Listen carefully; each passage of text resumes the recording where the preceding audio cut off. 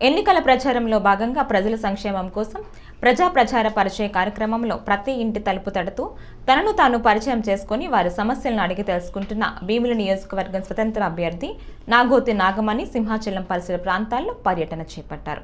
ఈ సందర్భంగా నాగమణి మాట్లాడుతూ పంచగ్రామాల భూ సమస్య, ఇల్లులు కూల్చివేత, ఇస్తానన్న టీడీఆర్ 50 గజాల స్థలం, పట్టాలు ఉండి కూడా ఇల్లు కట్టుకోవటానికి అనుమతి ఇవ్వక మరి కొన్ని ప్రాంతాలు అయితే వీధి దీపాలు కూడా లేని దీన పరిస్థితిలో ఉన్నారని అన్నారు.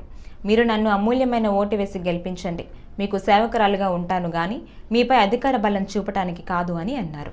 ప్రజల కోసం ప్రజాపక్షాన పనిచేయటమే నా బాధ్యత. నాది పదవి వ్యామోహం కాదు, ప్రజలకు సేవ చేయాలనే తపన. ప్రభుత్వాన్ని ప్రశ్నించి పని చేపించాలన్నా మీ తరపున ఓ ప్రతినిధిగా ఉండాలని, అది జరగాలంటే శాసనసభ ఎన్నికల్లో నన్ను గెలిపించమని ఓటరు మహాశయులకు ఆమె పిలుపునిచ్చారు. కొత్త వాళ్ళు రావాలి, యువతకు అవకాశం ఇవ్వాలి అని ప్రజలను కోరారు.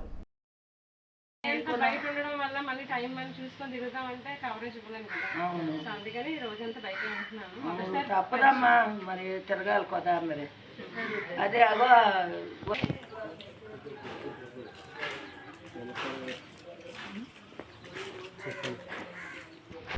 పోటీ చేస్తాను.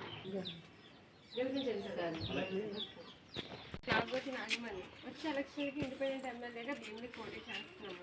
సో మరి ఓటేసి గెలిపించండి, మర్చిపోవద్దు. మధురవాడ నుంచి వచ్చాము, తగరపరుస్తాము. స్థానికురాలి మరి ఓటేసి గెలిపించండి. భీమిలి నియోజకవర్గం ఎమ్మెల్యే భీమిలికి ఎమ్మెల్యేగా స్వతంత్ర అభ్యర్థిగా పోటీ చేస్తున్నాడు. ఇప్పుడు నాగోతి నాగమణి అండి, స్వతంత్ర అభ్యర్థిగా భీమిలి నియోజకవర్గానికి ఎమ్మెల్యేగా పోటీ చేస్తున్నాను. సో లాస్ట్ 3 days నుంచి నేను మన భీమిలి నియోజకవర్గం అయినటువంటి సింహాచలం దేవస్థానం చుట్టుపక్కల ప్రాంతాల్లో ప్రజాపరిచయ కార్యక్రమంలో తిరుగుతున్నామండి. ఇందులో భాగంగా మేమైతే కొన్ని గ్రామాలు ఏవైతే వస్తున్నాయో సింహాచలం సరౌండింగ్, గోశాల, అడివరం, పాత అడివరం, నెక్స్ట్ గోనేరు ప్రాంతమైనటువంటి రాజవీధి, నెక్స్ట్ ఏమొచ్చి ఈ గిరిజన కాలనీ, నెక్స్ట్ దబ్బంద, ఈ కాలనీలన్నీ ఈ 2-3 రోజులు తిరిగామండి. అయితే నేను ఫేస్ టు ఫేస్ ప్రజలను మొదటగా నా గురించి ఇంట్రడక్షన్ ఇస్తూ నన్ను పరిచయం చేసుకుంటూ ప్రజల యొక్క రిసీవింగ్ తీసుకుంటున్నామండి. ప్రజలైతే వాళ్ళకున్న సమస్యలను అయితే నాకైతే ఎంతగానో ఆవేదన వ్యక్తం చేశారు. వాళ్ళైతే కొన్ని సమస్యలతో సఫర్ అవుతున్నారండి ఈ సింహాచలం సరౌండింగ్ ప్రాంతాల ప్రజలు. ఎందుకంటే మనకి ఇక్కడ సింహాచలం దేవస్థానం అయినటువంటి భూ సమస్య అయితే ఎన్నాళ్ళ నుంచో ఉన్నది.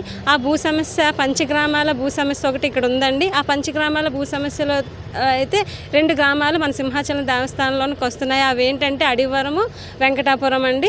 ఈ అడివరం అయినటువంటి రాజవీధి గ్రామంలో ప్రజలైతే వాళ్ళకి ఇళ్ల పట్టాలు ఉండి రిజిస్ట్రేషన్ అయినాయట. కానీ వాళ్ళు ఏం చేశారంటే వాళ్ళకి ఇల్లు కట్టుకోవడానికి పర్మిషన్ లేకుండా అధికారులు అయితే చేశారటండి. అదైతే వాళ్ళంతా దుఃఖిస్తున్నారు.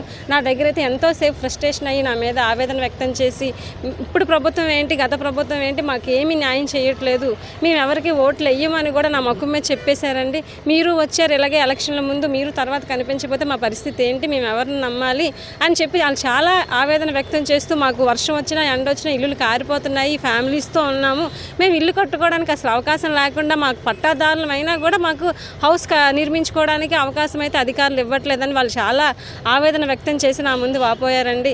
ఆ విషయం అయితే నేను ఏం చెప్పాలనేది కూడా నాకు అర్థం కాలేదు. కానీ గ్రామస్తురాలి, స్థానికురాలి, మధురవాడలోనే ఉంటాం మేము. తగరపొలస మా సొంతూరండి. మీరు ఓటేసి గెలిపించి నా మీద నమ్మకం ఉంచి మన గ్రామ సమస్యను నా ద్వారా మరి మన అందరివి నాకు మద్దతు ఇచ్చి గెలిపించి మీరందరూ నాతో ఉండి ముందుకు నడిపించండి. మీరు నాతో ఉండి నడిపించినట్లయితే నేను అధికారులతో పోరాడి మొదటగా మీకు అర్హత ఉండి ఎందుకు ఇల్లులు కట్టుకొని ఇవ్వట్లేదో దాని గురించి ఫైట్ చేద్దామని వాళ్ళకి నేను హామీ ఇచ్చానండి.